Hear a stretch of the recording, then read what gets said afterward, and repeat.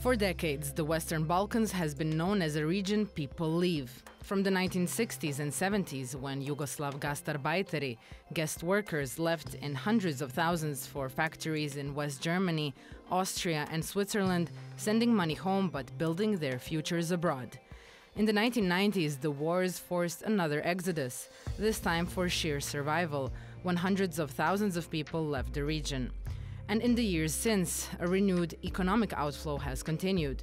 Young professionals, skilled workers and whole families still head to the EU and beyond in search of higher wages and greater stability.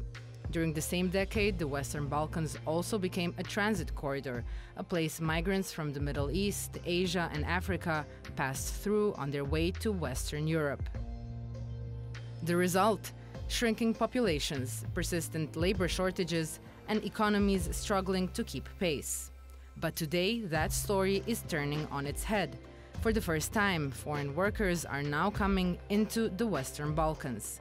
From construction sites in Bosnia, hotels along Montenegro's coast, and factories in Serbia, to care and service jobs across the region, newcomers from India, Bangladesh, Nepal, Pakistan, the Philippines and beyond are filling roles local labor can no longer supply. In just 5 years, foreign work permits have more than doubled, from about 46,000 in 2018 to over 100,000 in 2023, and demand keeps rising. Employers caution that without these workers, the region's growth could slow, yet legal procedures may still be complicated. Employers caution that without these workers, the region's growth could slow, yet legal procedures may still be complicated, recruitment channels can be opaque, and integration support, housing, language, legal aid is only beginning to take shape. Migrants may still encounter discrimination or abuse. Meanwhile, public perception is lagging. The Western Balkans is still seen more as a place of departure than arrival. This series follows that transformation. Through the voices of foreign workers, employers, official and international organizations, we explore how the Western Balkans is becoming a destination and what that shift means for the region's future. In the first episode, I speak with Laura Lungarotti, Western Balkans Coordinator and IOM Bosnia and Herzegovina Chief of Mission, Mohamed Shaheen, Deputy Secretary of the Ministry of Expatriates, Welfare and Overseas Employment of Bangladesh, and Pilvi Torsti, Director of the European Training Foundation.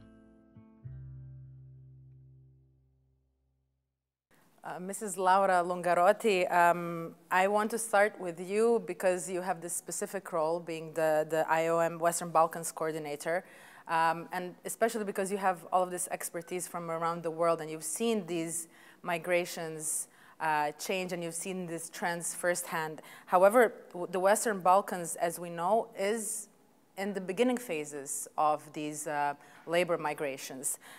What can we do? What can the region and the countries and the people do at this stage before this mass migration that might be upon us to build truly inclusive societies? Well, I must say that this change of migration patterns here in the Western Balkans has happened fairly quickly, in the sense that until 2023/2024, the big topic was really irregular migration transiting through the Western Balkans. But then in 2023-2024, we start to see a decrease of those irregular arrivals to the Western Balkans for a whole host of reasons, mostly linked to security and also rising trafficking and smuggling. And at the same time, we've seen a massive, all of a sudden, increase of regular arrivals. With more than 50% increase of work permits provided to incoming migrants just in the last few years. So actually, it's quite striking to see this phenomenon changing so fast, and this goes hand in hand with plenty of other reasons: demographic decline, getting closer to the EU, need of diversifying talents because the market is asking that. So what we need to do, what is the best thing to do? First of all is to frame this whole migration shift with policy measures that can accompany employers who are now leading this whole development in making sure that people who are employed here get the full spectrum of rights, and that at the same time they can best contribute to the whole society, including by working on inclusion and integration measures so that it doesn't become a shock. And that's the reason why we've partnered up with the Regional Cooperation Council as well as with the government of Montenegro and brought together all the key stakeholders in Budva, where we are today, to try to get the same level of understanding that we need policy measures to frame this booming phenomenon. With us today is also Mr. Mohamed Shaheen. He's a Joint Secretary of the Ministry of Expatriates, Welfare and Overseas Employment of the Government of Bangladesh. Mr. Shaheen, your country is on the other side of this conversation when we speak about the Western Balkans. What steps does your ministry and your government take to inform and protect the workers who are coming here or to any other country?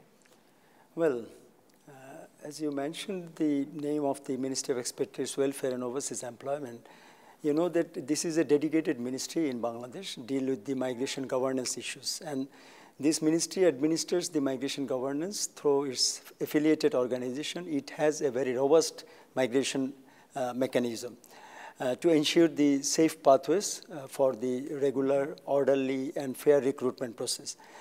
So in this conference, what we have observed that there is a major concern of the states of the Western Balkans. They have the concern for the migrants, retention of the migrants in Balkan states and their recruitment process, whether it is safe or in orderly process or not. So what I find that we are in the same sentiment, or we are in the same opinion, that we also like to ensure our migration process in a safe way, to protect the rights and interests of the migrant workers. And first of all, it starts from the government interventions, the skills development. Whenever migrant workers have the adequate skills with him, there is less chances of exploitation, number one. And number two is, whenever we send any migrant workers abroad, we scrutinize all documents on all papers. Even we try to verify the situation of the employers, the strength of the employers, whether he is able to satisfy our employee. This is one side. Another side is that whenever the recruiting agency places any demand for recruitment, along with employment contract and the power of attorney and related papers, we scrutinize through very stringent verification process, all these papers. And the recruiting agencies must have to obtain the recruitment permission, either from the ministry or its department. So whenever he applies for the recruitment permission, he has to submit all relevant papers, credible relevant papers. So after scrutinizing all these papers, we just give permission for starting the recruitment process. And once the recruitment process is started and the migrant workers is selected, he has to go through another verification process for his safety and security. And this facilitates both the countries, for the country of origin and also for the country of destinations. And prior to departure, he has to undergo through a pre-departure orientation course. And in that course, we provide all sorts of information related to the rules, regulations, and the laws of the country of destination, that is the host country's culture, language, and everything, so that he can easily customize there in his working station, and he can easily customize in the working conditions.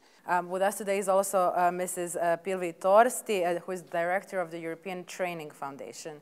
So maybe for starters, for our viewers, if you could just tell us shortly what European Training Foundation is, and right away, could you tell us how can targeted training and skills development afterwards serve as tools for integration and social cohesion, in this case in the Western Balkans?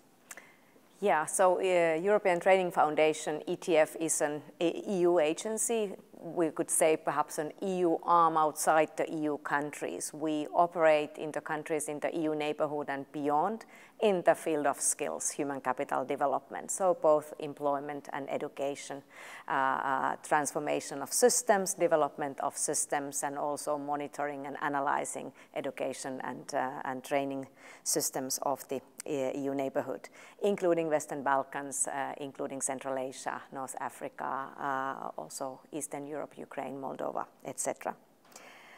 Well, looking at then the role of skills in the whole spectrum of migrations, of course, skills development, it's both about stability and it's about progress. And when you look at it from the perspective of an individual, actually, so the skills development has to do with the ability for participation in the economic life, in the labor market, but also in the social life. And that's one of the things that EU really actually is emphasizing as part of the migration policies, that you also have the kind of rights as a, if not as a citizen, but as a member of that society when you work there. If you then look at the perspectives or the policies that EU has to enhance this year, the new Commission, von der Leyen Commission, launched something called Union of Skills.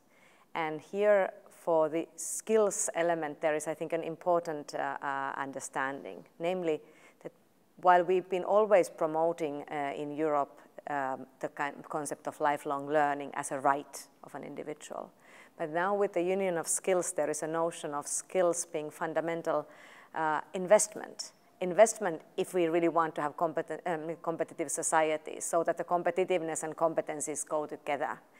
And it may be an easy thing to say, but if you look at it actually from the perspective, again, of the individual, or of the employer of a company, or of a country that is, for instance, receiving migrants, this investment is a long-term perspective for labor migration and a sustainable perspective, therefore. And perhaps there's one example of the policies that are relevant, that we work with the Western Balkan countries, actually all 6 countries, and also actually other countries, including today Ukraine. But it's an EU policy called Youth Guarantee, and that I think serves as a good example how in the skills development you need to bring everyone to the same table. So with the Youth Guarantee, you typically work with ministries, employment services, companies, youth organizations, civil service organizations, social partners, with the aim to connect everyone. So to look at really that what are the needs of young people who are either lacking some part of their education still or are unemployed, and is it the reskilling program they need, or is it actually some sort of social support, for instance, in terms of housing they need, but at the end result being that they actually are employed. And I think the new phenomenon through labor migration is, of course, an interesting element also from the perspective of the Youth Guarantee, because you need to look at probably also the workers that come at some point, they may be needing to look for another job. So can that sort of policy also accommodate, again, looking at all the partners, all the stakeholders together in the same table? Something Mrs. Torsti said, you said that this is investment when you spoke about skills, which reminded me, Laura, you've had, I know you said that labor migration can be a driver of economic development if it's done right. So I think it would be important, for our viewers to hear the justification and the logic behind this sentence, maybe in an attempt to understand what's happening to us. Of course. How labor migration can become a leverage of growth. I mean, let me be simple. If you have a labor migrant, so a regular migrant who comes to Bosnia-Herzegovina or comes to Serbia, he works in his environment, but then first of all, he can start to benefit from a number of services of the community around him. So investing in services and then he becomes an economic actor of the society he's in. Down the line, he can start to pay taxes, of course. So in a way, he provides also social services and social guarantees for an aging population of his host societies. We've seen a super nice example today of a migrant worker who was then down the line able to create her own business here in Montenegro. She created an Indian restaurant, so she becomes herself an employer. So she generates wealth, she generates growth. So if you create the conditions for that labor migrants to be included in the society, that labor migrants becomes an economic actor of the society by spending, investing, paying, and that's the key point. You know, I mean, I come from Italy. Italy did this major shift of being a major country of immigration immediately after the war and before, and now is becoming a major country of destination, immigration of migrants. Many migrants, including Albanians, that in the 90s were mostly doing so-called low-skilled job. Today, they are entrepreneurs in Italy. They are creating jobs for others. So that's the transition we can see in well-managed labor migration policies. And Mr. Shaheen, you know, many Bangladeshi workers in the Western Balkans may be migrating outside of these official government-to-government channels that we talked about. What challenges does this pose for the Bangladeshi government and even your ministry in that sense? And in the end, the whole idea behind the ministry that you explained to us, what if it goes outside of your scope? Well, this is something what you have mentioned, that there are chances or maybe some unofficial migration may be occurred in some of the places. But we do not have any formal or official information. So if we have any official or formal information, definitely we will take care of it. We will address the issue. But anyhow, in our migration process, this is a regular process which we follow, that is the sensitization for safe migration and the awareness campaign. And since Laura is here, IOM, ILO, and many other organizations, they support us in these endeavors. And we provoke all the aspirant migrant workers, please follow the safe pathways. Don't follow any illegal pathways or any irregular paths that could be very much vulnerable for you, not only for the country, and that can jeopardize our images also. So it is definitely very much harmful, not only for the migrant workers, for the nation as a whole. Because you know that Bangladesh is a major labor-sending country, and we have abundance of human resources and a large number of the skilled manpower pool. So we like to send more people to more countries, especially as regard to today's discussion on the Western Balkans. We are looking for new markets. So the Balkans, Western Balkan countries could be a very good option for us for decent work of our migrant workers. I understand. Mrs. Torsti, when we talk about migrants, people coming from different backgrounds, are there any kinds of mismatches between migrant skills, some specific migrant skills, and local labor markets needs, and how can we overcome them? That's, of course, a million-dollar question, which we have also always had in the world. Thank you for answering it. I think I will actually go a bit back in history, as you know, Laura brought nicely her Italian background. I come from Finland, and I remember the times when the Finnish workers and workers from former Yugoslavia met in the car factories in Sweden. So labor migration has always found its ways in a way, and matches and mismatches have always existed. So sometimes it's important, I think, to remind ourselves that we are not discussing a phenomena that is new. It's just that the different dynamics always emerge for different reasons, and then we, again, have to analyze and understand them and work towards stability, best possible, in a way, solutions both for individuals and for the countries. But I think it's always to sort of calm people also down that we've always had people looking for better chances and different countries needing for labor for different reasons. To your question of mismatches, yes, we analyze these sort of things a lot at ETF, both in terms of how well the systems, education and training systems today in our countries, in the neighboring countries, in the Western Balkans, actually prepare people for the needs of the labor markets. And the mismatches are quite dramatic for many reasons, because we have the green transition, we have digital transition, we have many trends, we have aging populations. So many trends together actually create mismatches already in our sort of, if you call domestic labor markets everywhere in Europe. And then when you look at the labor migration as one of the solutions, again, the picture is quite complex, because often people leave. We, of course, have seen this breach, and also a lot of people at the moment are working outside, probably 1/4 of the population or so. Many have left because they are overqualified for the jobs that they've been offered locally.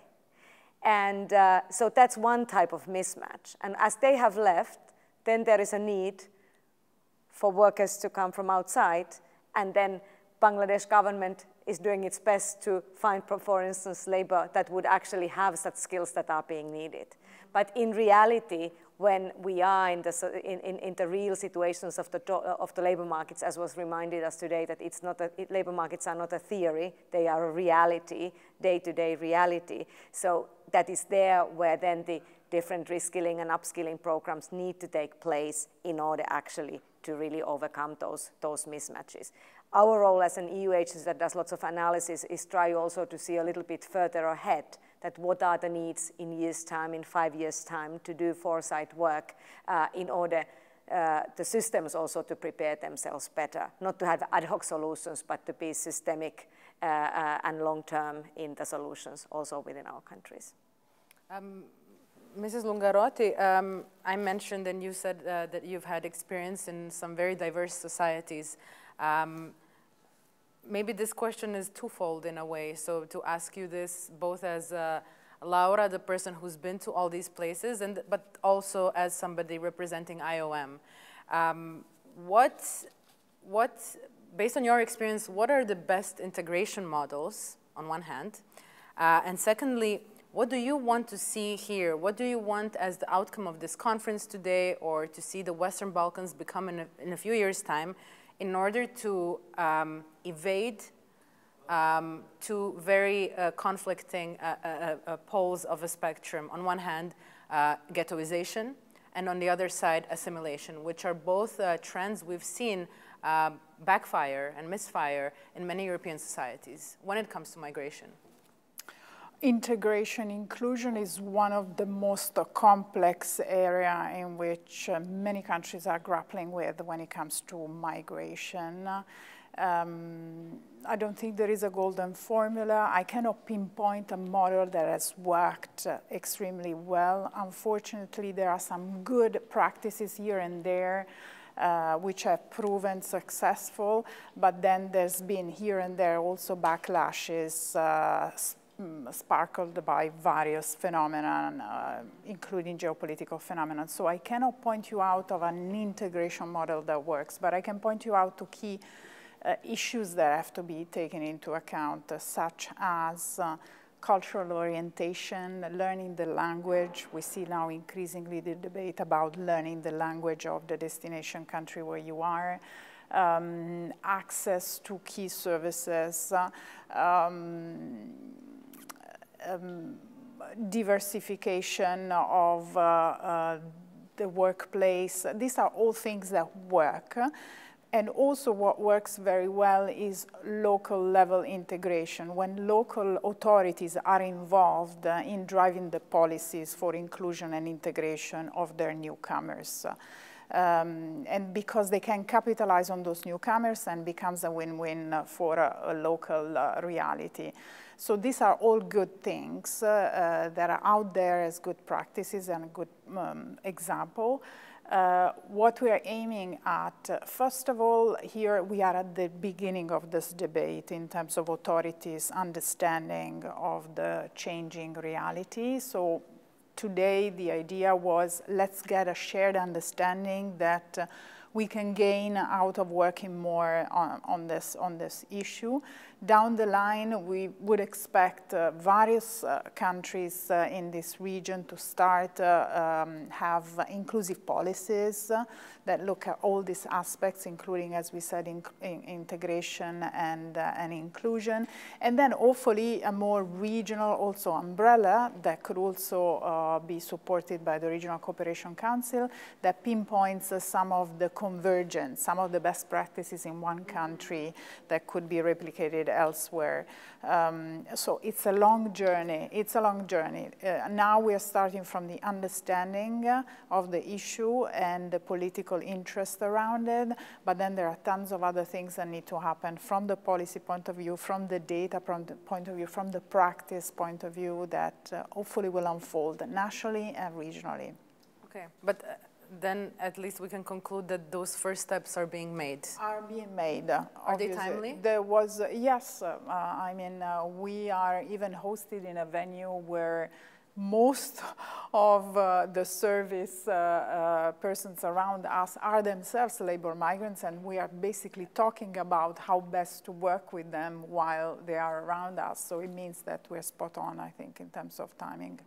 We're gonna finish with this, and I will, I'm actually looking forward to, because this is going to be a serial. We're doing a few episodes on this topic in the Western Balkans, and I want to thank you all for being the first ones and for kickstarting this hopefully fruitful and possibly useful discussion for the Western Balkans, for the society, and for the incoming immigrants. So thank you, all three of you. Thank you. Thank you, Thank you very much. Thank you.